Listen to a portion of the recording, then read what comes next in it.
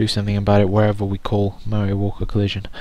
So if if walkers I dot, oops, really should copy this.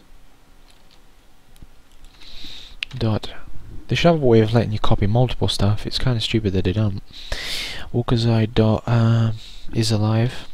So if he's not alive, then we don't really care about the collision, because if he's dead, it's irrelevant. So then we do if db sprite collision. Now this is our alternate type of collision here.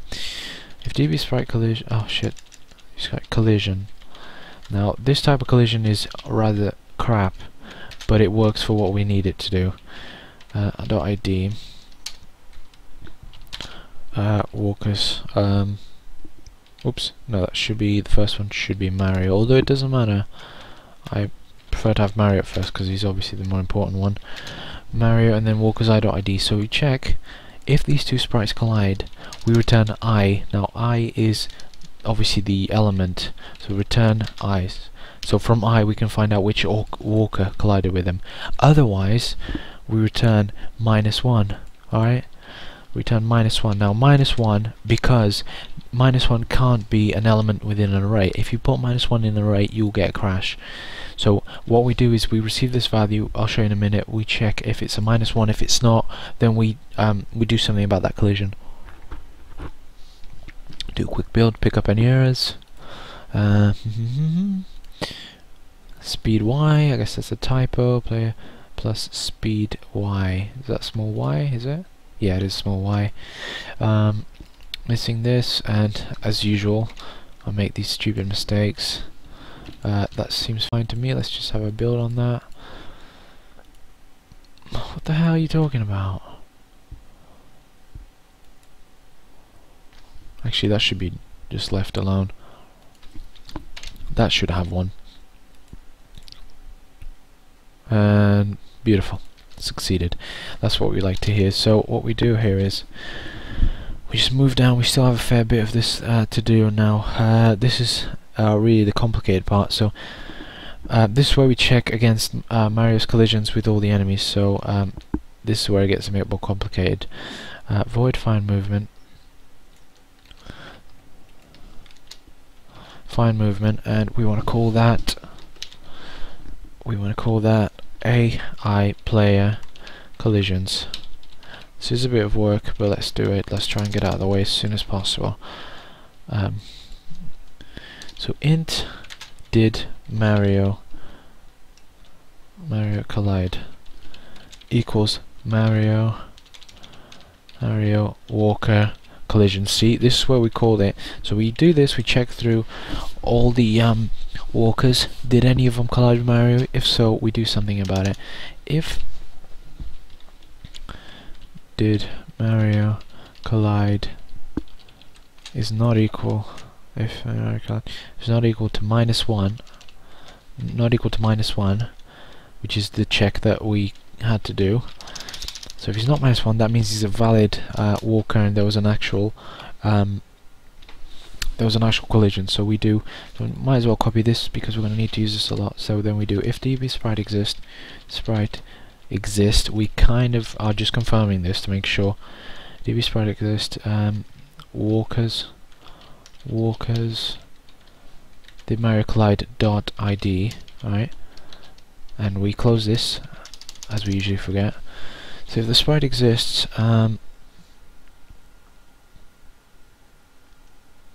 actually, sorry, it's not db sprite exists. I don't know why I did that. Terrible. So if db sprite sprite y, this we use to refine the collision. It's not a great way of doing it, but it works alright. So if db sprite y minus db sprite y, might as well do that.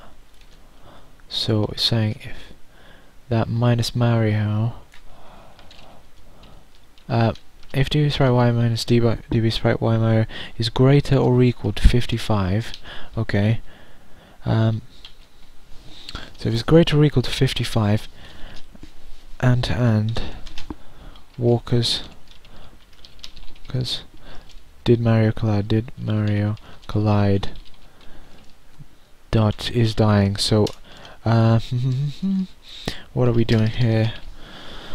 just gonna check why I did this. To avoid double yeah, so this is to avoid double triggers. If I don't have that bit of text there, it's gonna do multiple kills or damage, cause multiple damage. We do that, I don't know why I did that there.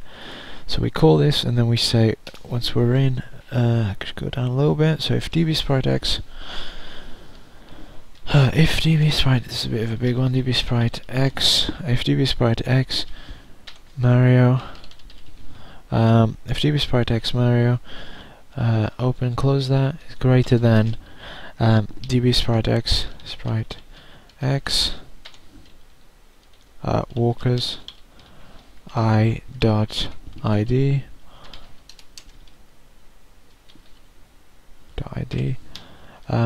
what the frick is greater than db sprite x walkers id.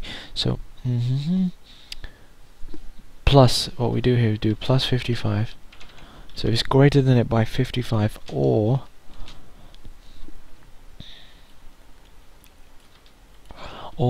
is less than, right, minus 55.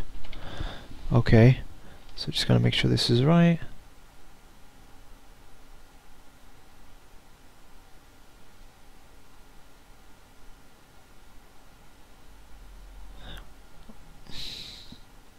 Cut this small break off, by the way.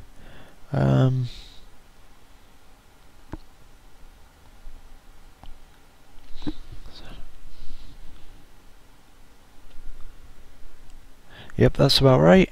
So then what we do is we go down. If that's the case, right? Minus, not minus, minus. If this is the case, and we're saying if Mario is bumped, so if there was a collision, if Mario is above the walker by at least 55, alright, then we, well, not above, right or next to, then we receive the damage. Alright, so my events dot, oops, it's capital M, my events, so Mario has touched one of the sides of the Goomba, so we deal damage to him. Normal stuff. Events dot take damage. Otherwise, if they collided and Mario was above him, for example, then we are doing damage to the Goomba or whatever walker it is. So if walkers did Mario collide dot type of equals Goomba, two O's and then that. So if it equals a Goomba, obviously when we do create a turtle, if we do, then it'll be a bit different. Well, it'll be exactly the same. It's just the behavior of the AI that's different, I guess. Player y equals player y minus speed y times 5. Now the reason why we do this is because once we bump on the Goomba's head, we want to give Mario a bit of a little jump up. You play sound. We're not giving a jump on top of the one he's got. We're just giving a little bump up like it does, like doo-doo, like he does when he gets a hit on someone. Stomp is what we do. So the sound that I just made is the one that's going to play. So then you say en-phi. Yeah, so this is something we want to comment out, but basically en-phi, this is something that would occur in a little bit. So we'll do the usual, put here, text here, en-phi dot kill me, and we'll do that by the end. Did Mario collide? So we're sending that element in there. Did Mario collide? And then we say map anims. Now we want to tell Mario that he got some points. Dot start animation, and we're going to say score 100 underscore 1. It's a sprite because we know the sprite location.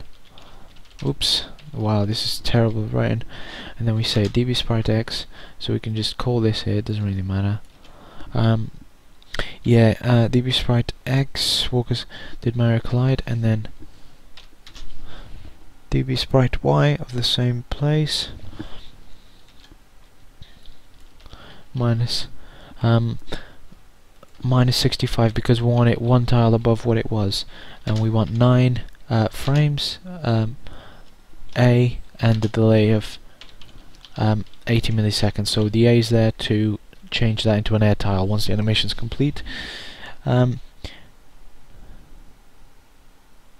then what we do is we say, let's go to check here, close that there. Yeah, so if db sprite, and what we're checking now is we're saying if Mario ID is greater or equal than 55. Yeah, so what we're checking here then is basically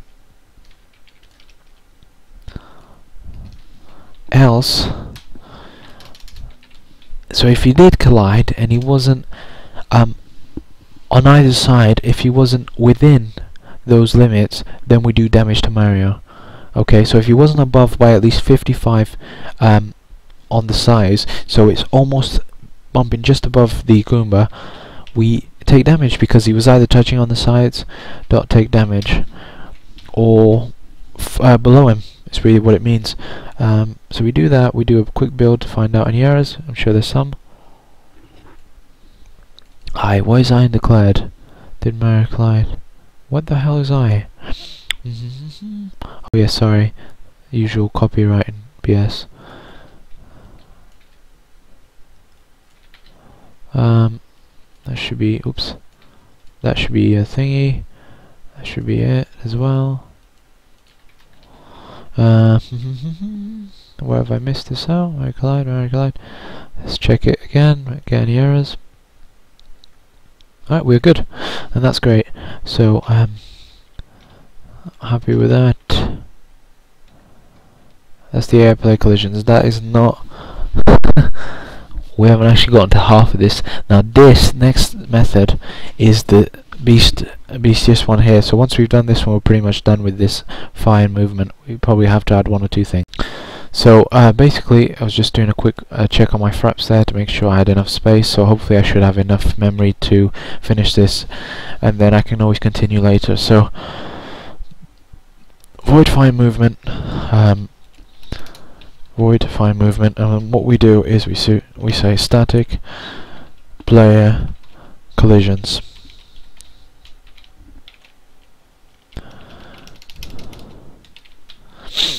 And here we're going to start off. We're going to be very careful not to make a mistake here. If we do, the whole map, the whole collision is screwed up really. It won't detect properly and so on. So int left tile, actually just go like that, int left tile num equals int